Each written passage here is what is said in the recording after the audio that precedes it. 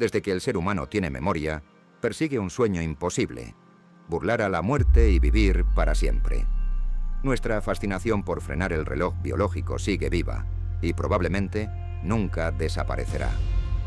Reyes, científicos y magnates han invertido fortunas, vidas y esperanzas en burlar a la vejez. Pero, ¿y si la naturaleza ya hubiera dado con la clave?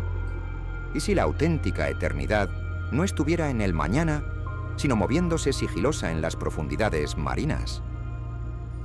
Existen criaturas que no sucumben a la muerte como nosotros, ni por edad ni por enfermedad. Parecen inmortales.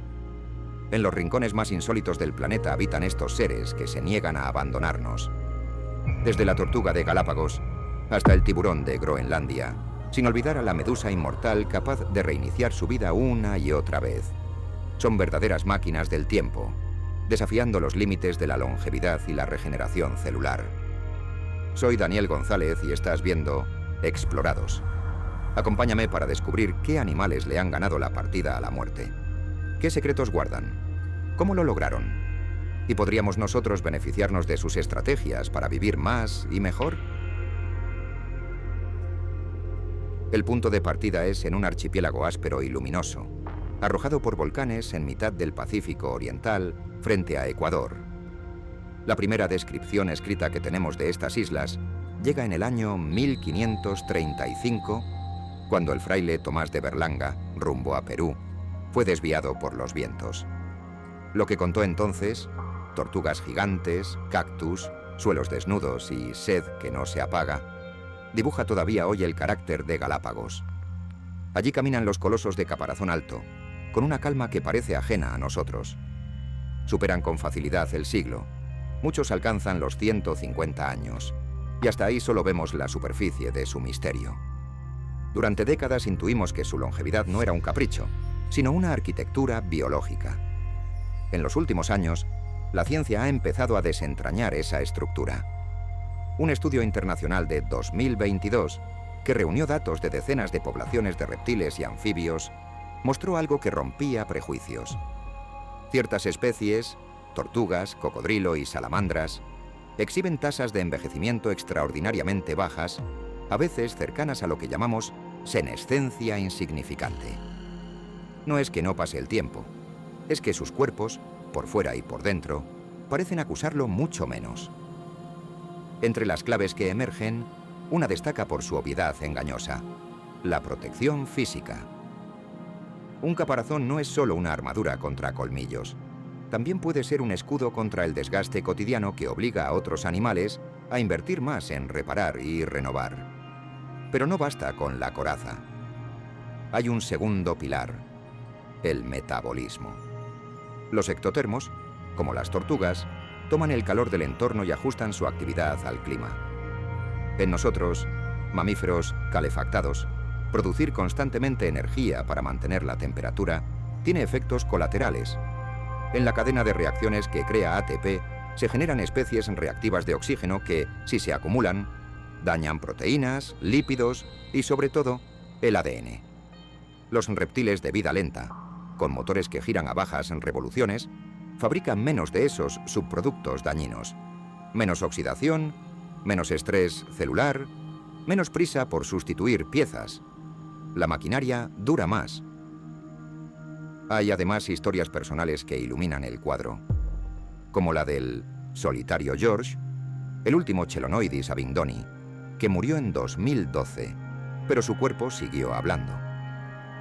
Análisis genómicos comparativos revelaron que las tortugas gigantes de Galápagos cargan versiones de genes asociados a reparación del ADN, respuesta inmune y supresión tumoral poco comunes en vertebrados de vida corta. En algunos casos, incluso presentan duplicaciones, copias extra de genes que podrían reforzar rutas de control de daños. En cultivos celulares se observó otra rareza pragmática. Ante estrés proteico, sus células activan la apoptosis con una facilidad casi preventiva, sacrificando unidades potencialmente problemáticas antes de que se conviertan en un tumor. Es una vigilancia severa y, al mismo tiempo, un recordatorio. Para vivir mucho, hay que saber decir adiós a tiempo a lo que ya no conviene. Nada de esto convierte a las tortugas en inmortales. Envejecen, enferman y mueren. Pero lo hacen a un ritmo que parece transcurrir en otra escala. La suma de escudos físicos, motores lentos y sistemas de reparación y poda celular eficientes compone una sinfonía de longevidad. Y si empezamos por ellas, es porque, en la economía de la vida larga, el interés compuesto de ir despacio hace milagros. Para entender cuánto puede estirarse la vida de una tortuga gigante, ayuda a compararlas entre islas. En Santa Cruz, Isabela o Española, las poblaciones adoptan morfologías y ritmos distintos. Caparazones abovedados donde la vegetación es baja y saddleback, donde conviene estirar el cuello. Crecimiento pausado en suelos pobres, mayor inversión en reproducción cuando las lluvias son generosas. Esa plasticidad se traduce en biografías variadas. Ahí encajan historias como la de Diego, el macho de Española que, trasladado a un programa de cría, engendró centenares de descendientes y ayudó a recuperar la población de su isla natal. En el otro extremo, Jonathan, un gigante que vive en Santa Elena, se ha convertido en emblema de longevidad tranquila, recordándonos que, con cuidados básicos y ausencia de depredadores, el tiempo se vuelve un aliado. Bajo el caparazón pasan cosas igualmente fascinantes. Los hematocritos y la frecuencia cardíaca de estas tortugas se mantienen sorprendentemente estables con la edad, y su fisiología adopta una economía radical.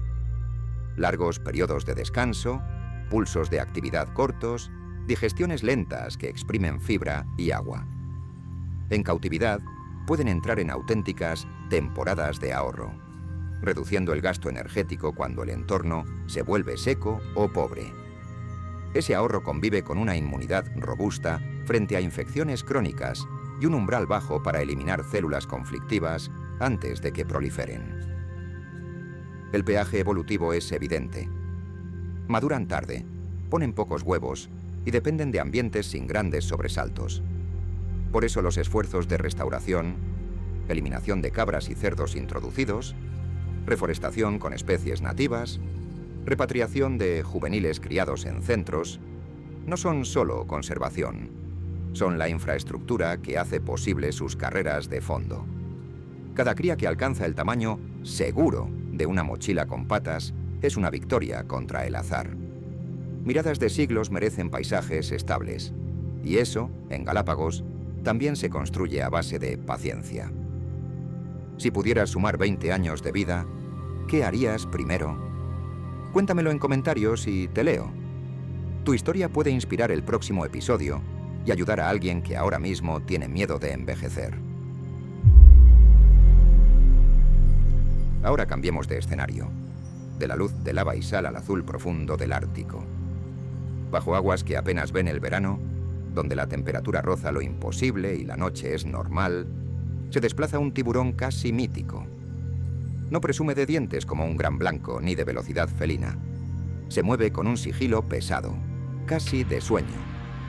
Es el tiburón de Groenlandia, y todo indica que es el vertebrado más longevo del que tenemos noticia. ¿Cuánto vive? Las estimaciones conservadoras hablan de alrededor de los 250 años. Las más audaces se acercan al medio milenio. Lo extraordinario aquí es que no se trata de leyendas de marineros. Tenemos una ventana objetiva a su edad escondida en el lugar menos esperado, sus ojos.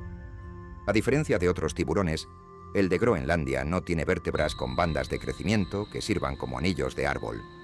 Su esqueleto cartilaginoso carece de esas marcas. La solución llegó desde la bioquímica. El núcleo de la lente ocular se forma antes del nacimiento y apenas se renueva. Ese tejido atesora el carbono del ambiente en el que se construyó. Al medir el carbono 14 en esa lente, podemos estimar cuándo se cerró esa pieza. En 2016, un análisis de varias hembras reveló edades sorprendentes. La más grande, unos 5 metros, arrojó un rango amplio entre 272 y 512 años, con una estimación media cercana a los 4 siglos. La prueba carbono 14 no da una fecha exacta, pero la señal es contundente. Estamos ante animales que nacieron cuando los mapas del mundo eran distintos a los actuales. ¿Qué los hace tan longevos? Volvemos a una idea que ya nos sonó con las tortugas: el metabolismo a cámara lenta. Este tiburón habita aguas gélidas, se desplaza a menos de 3 kilómetros por hora, crece menos de 1 centímetro al año y puede descender más allá de los 2000 metros. Cada uno de esos rasgos sugiere una tasa metabólica baja. Y si el motor es tranquilo y lento, el desgaste también lo es. En 2024, un trabajo que comparó la actividad de enzimas musculares en individuos de distintas tallas y, por inferencia, edades que iban de unas decenas a 2 centurias, encontró algo desconcertante. No había declive claro con la edad. Es decir, al menos en los parámetros medidos, la maquinaria no mostraba la fatiga típica de otros animales. Si unimos este dato a la química del ojo, emerge una hipótesis elegante. Los tiburones de Groenlandia envejecen muy poco durante mucho tiempo. Hay un detalle más. La vida lenta no es solo una elección ecológica, también un seguro fisiológico. Un animal que no necesita picos de energía constantes produce menos subproductos tóxicos, acumula menos daño y puede destinar más recursos a reparar lo que sí se estropea con el paso del tiempo. Es la misma música, pero con otra letra. Y aunque es tentador pensar que todo se reduce al frío, la verdad es más matizada. El frío ayuda, la dieta modesta ayuda, la ausencia de grandes depredadores ayuda. Pero la pauta de fondo es la economía. Gastar poco, conservar mucho y durar. La biografía del tiburón de Groenlandia está escrita en notas al pie. Una de ellas es su dieta, oportunista hasta la médula. Se alimenta de peces, focas y carroña que encuentra en la oscuridad, y su estómago ha revelado sorpresas extravagantes, restos de renos o de osos que hablan más de la logística del Ártico que de caprichos gourmet. Otra nota es el parásito ocular Omatocoita elongata, un copépodo que se ancla a la córnea como una pequeña serpentina pálida. Le roba visión, pero no parece restarle recursos. Este tiburón confía en el olfato y la línea lateral como un sabueso abisal. Incluso su carne lleva una firma química del frío. Niveles altos de urea estabilizan proteínas a bajas temperaturas y la vuelven tóxica si no se fermenta o seca correctamente. En Islandia, la tradición convirtió esa desventaja en receta. El famoso hakarl es, en esencia, paciencia culinaria aplicada a un pez que el cuerpo humano no tolera fresco. Su ciclo vital es quizá lo más radical. Crecimiento mínimo, madurez tardísima y probables camadas pequeñas.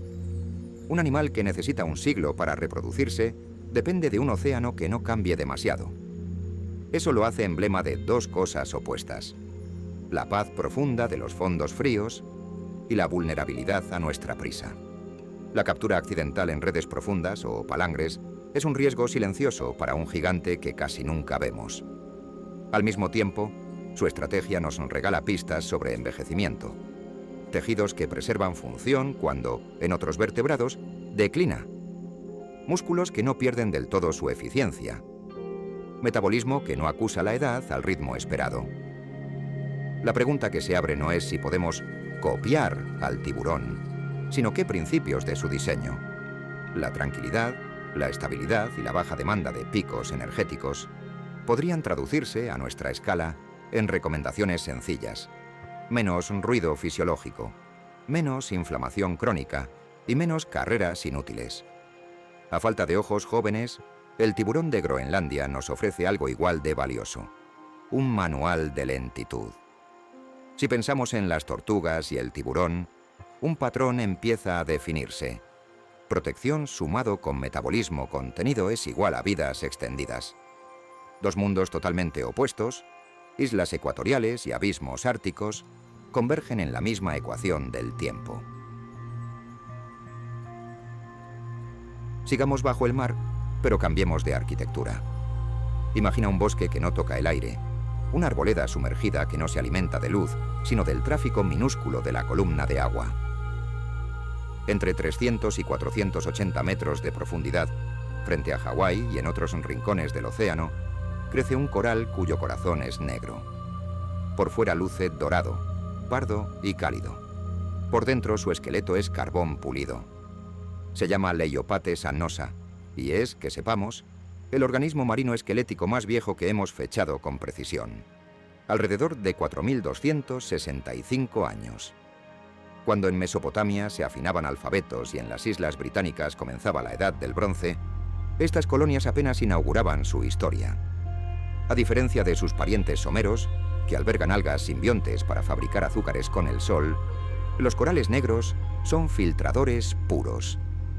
Extienden tentáculos y atrapan partículas y zooplancton que el agua trae y se lleva. Eso define su forma.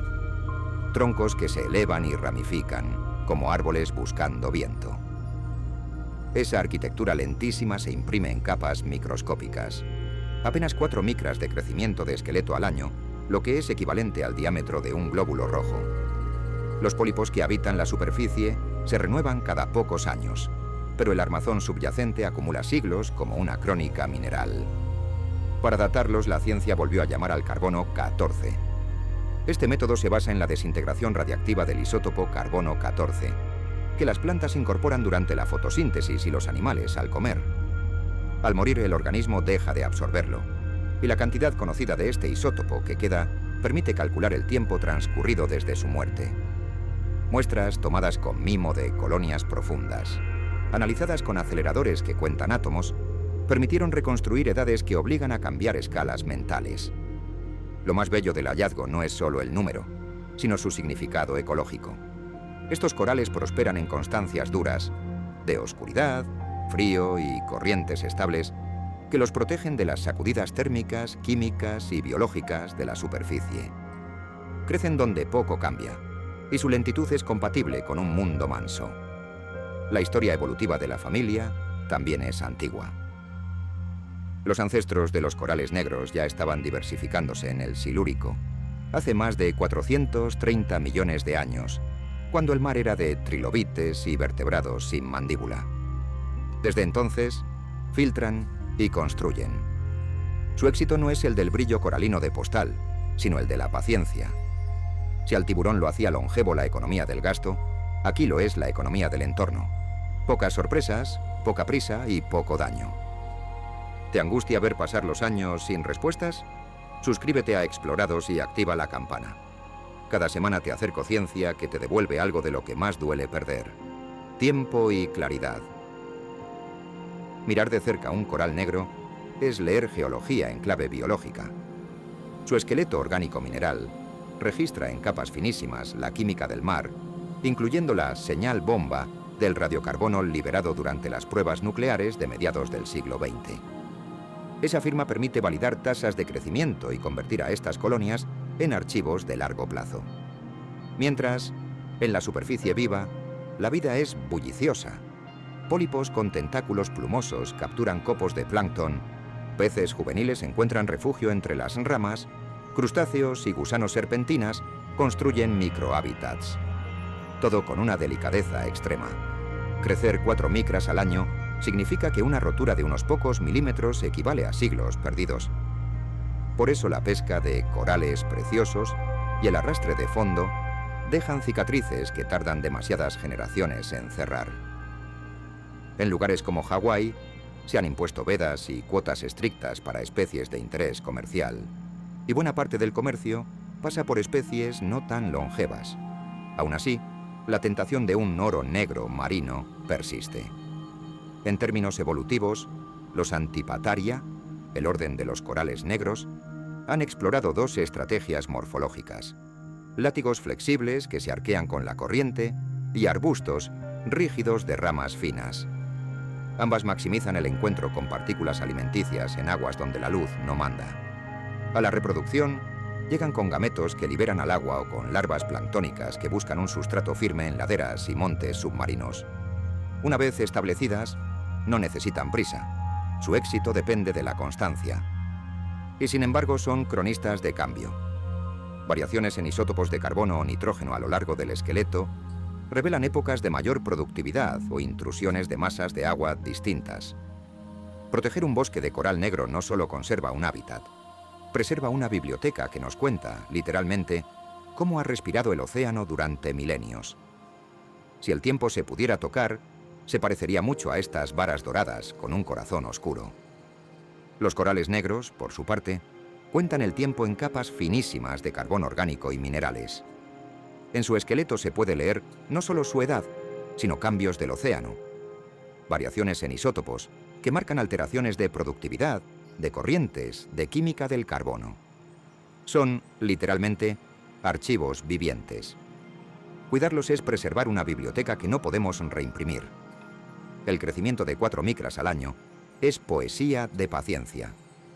Y sin embargo, esa delicadeza los pone en la mira de pesquerías de joyería que los tratan como material inerte.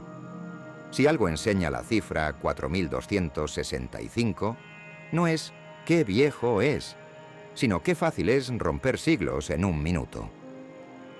Pensar que hay estructuras vivas que empezaron antes de Roma y siguen hoy, creciendo micra a micra, obliga a un tipo distinto de respeto. Cambiamos de hemisferio y de filo, dejamos los cnidarios constructores y descendemos al reino de lo que muchos todavía confunden con plantas animales: las esponjas. En el hielo del sur, con aguas puras y mordidas por el frío, habita un gigante que parece un volcán de cristal. Anoxycalyx jouvini, la esponja de vidrio antártica, puede formar vasijas de más de 1,5 metros de diámetro, con paredes translúcidas trabadas por espículas de sílice. Es un animal sin nervios ni músculos como los entendemos. Su cuerpo son canales y cámaras por donde hace pasar agua para extraer alimento, una bomba silenciosa sostenida sobre arquitectura mineral. La pregunta es, ¿cuánto viven estas estructuras? Las estimaciones más sólidas colocan su longevidad en el orden de los 10.000 a 15.000 años en los entornos más estables, con cálculos más aventurados que han propuesto cifras mayores en modelos basados en consumo de oxígeno y crecimiento energético. Pero incluso los estudios que rebajan los extremos, considerando cambios de nivel del mar tras el último máximo glacial, aceptan un dato asombroso. Estamos ante animales que pueden sobrevivir edades humanas multiplicadas por decenas. No es un número fácil de digerir.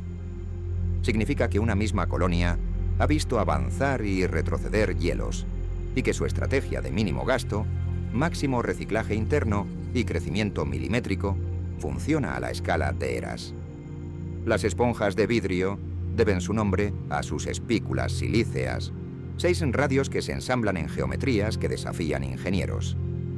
Algunas, como la célebre cesta de flores de Venus, forman esqueletos que actúan como fibras ópticas naturales, guían la luz. En una de las simbiosis más curiosas del mar, esa cesta puede aprisionar a una pareja de camarones que crece y se reproduce dentro, limpia la estructura y recibe restos de comida a cambio. Es un cuento que oscila entre lo tierno y lo macabro. Cuando los camarones maduran, ya no caben por las ventanas de su cristal. La esponja les ofrece hogar y frontera. La esponja de vidrio antártica parece un objeto caído de otra luna. Un vaso enorme de paredes translúcidas, con nervaduras que se curvan en espirales y puntales. Cada una de esas vigas está hecha de espículas silíceas unidas por proteínas como la silicateína, catalizadores biológicos que guían el depósito de sílice a temperatura ambiente y presión normal. Ingenieros de materiales la estudian con avidez. Sus fibras combinan flexibilidad y rigidez en escalas que aún nos cuesta replicar, y su capacidad de guiar luz sugiere sensores naturales en un cuerpo sin ojos. A escala ecológica, estas catedrales de vidrio son islas de vida. Elevan el relieve del fondo, atrapan partículas, alteran la microcirculación, ofrecen refugio a invertebrados y peces pequeños. Su crecimiento, medido con fotografía repetida y marcos de referencia, desafía la impaciencia humana, a veces milímetros por año en altura o grosor, con grandes periodos de aparente quietud.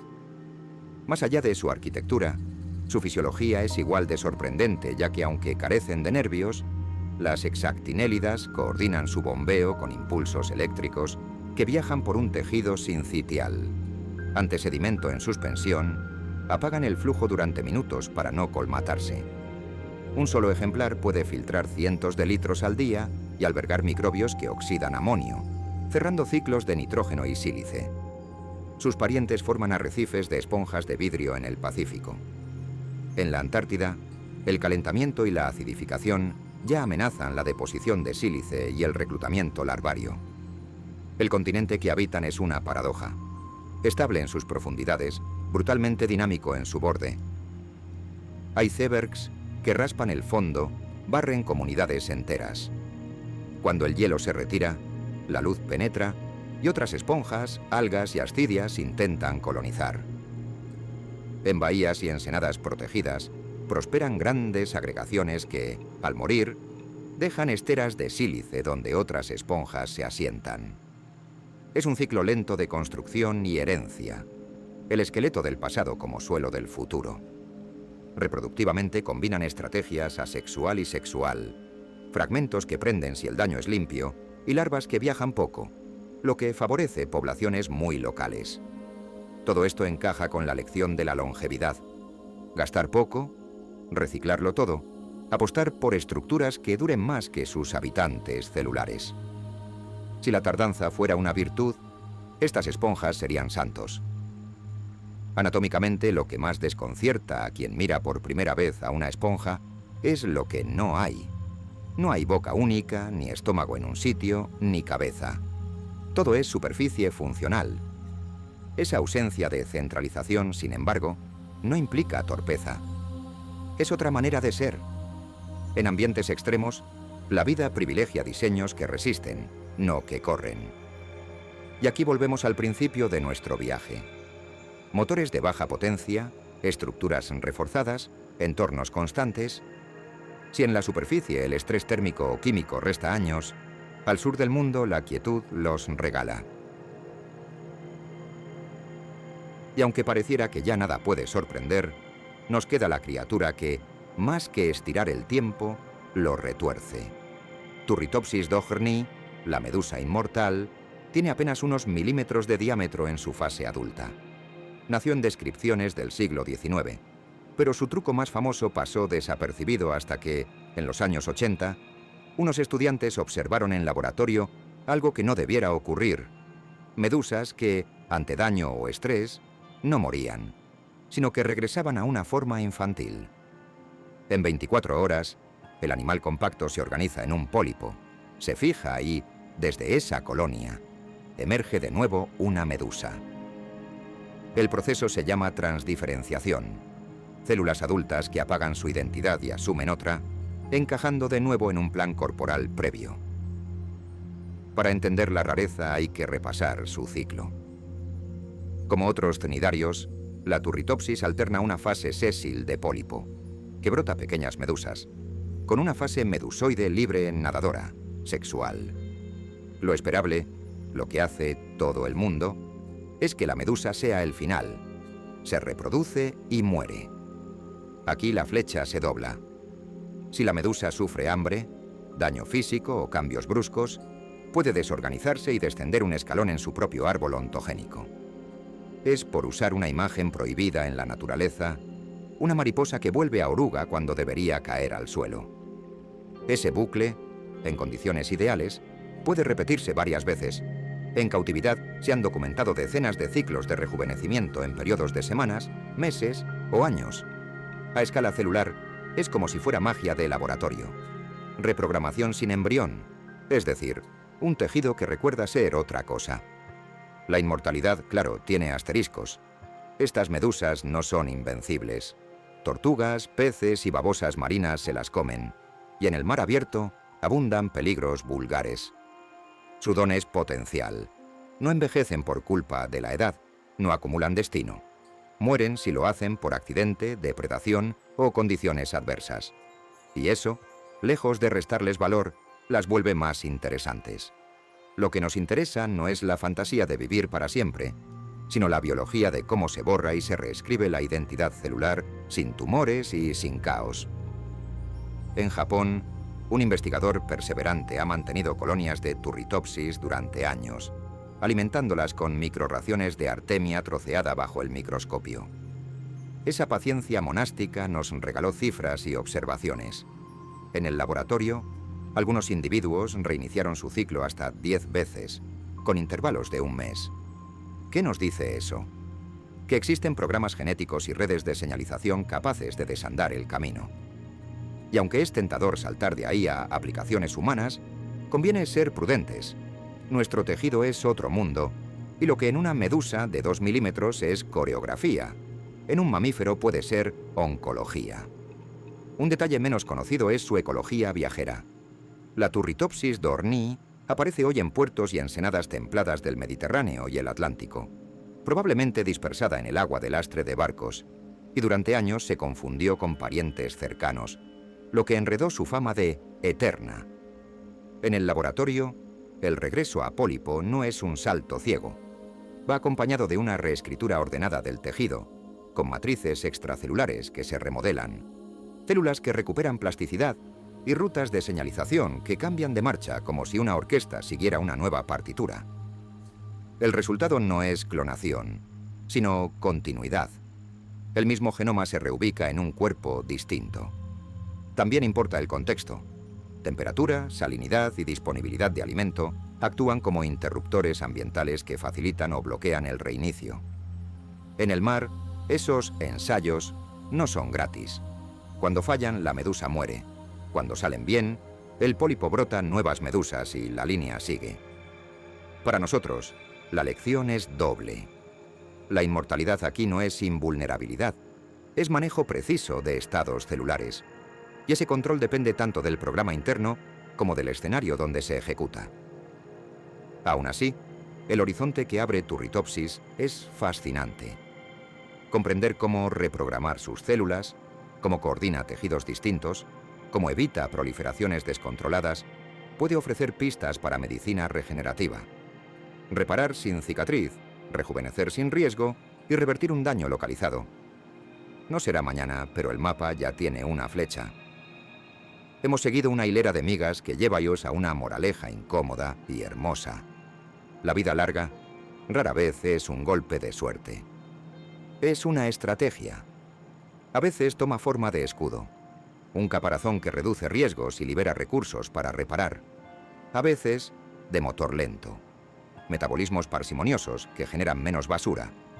Otras, de arquitectura profunda, esqueletos que crecen micras donde nada cambia. Y en casos contados de una plasticidad asombrosa. Células capaces de recordar vidas anteriores. Ninguna de estas soluciones es gratis. Ninguna es universal. Todas dependen del contexto. Pero juntas dibujan un principio. Quien gasta menos en carrera puede invertir más en permanecer. Hay lecciones para nosotros. Más que un manual de inmortalidad, hay una invitación a pensar el envejecimiento como un mosaico. En nuestra especie, retrasar la senescencia no será jamás replicar una medusa, sino modular rutas que ya existen, reducir el daño acumulado, mejorar los sistemas de vigilancia celular, sostener la reparación, amortiguar el estrés crónico. La naturaleza no nos entrega un truco único, pero sí un repertorio. Quizá después de todo la pregunta no sea ¿cómo vivir para siempre?, sino ¿cómo vivir mejor durante más tiempo sin romper la maquinaria en el intento? Las tortugas de Galápagos, los tiburones de Groenlandia, los corales negros, las esponjas antárticas y la pequeña Turritopsis no prometen eternidad. Nos muestran maneras distintas de negociar con el tiempo. Y en ese contrato, la cláusula más poderosa parece ser, casi siempre, la más humilde: paciencia. Si te quedaste con ganas de más, no eres el único. Cada una de estas criaturas podría protagonizar una historia propia. Pero hoy queríamos mirar el mapa completo, de isla a abismo, de bosque sumergido a copa de cristal, de ciclo cerrado a bucle invertido. Ahora te toca a ti. ¿Elegirías sumar siglos si eso implica moverse despacio y con una armadura? ¿Preferirías reiniciar tu cuerpo a costa de no saber nunca si mañana serás el mismo? Déjame en los comentarios qué piensas. Al final, la inmortalidad quizá no sea un destino, sino una pregunta, y la naturaleza, caprichosa, sabia y sorprendente, ya ha ensayado muchas respuestas. Si este viaje te ha gustado, no olvides suscribirte para no perderte los próximos vídeos. Nos vemos pronto en Explorados.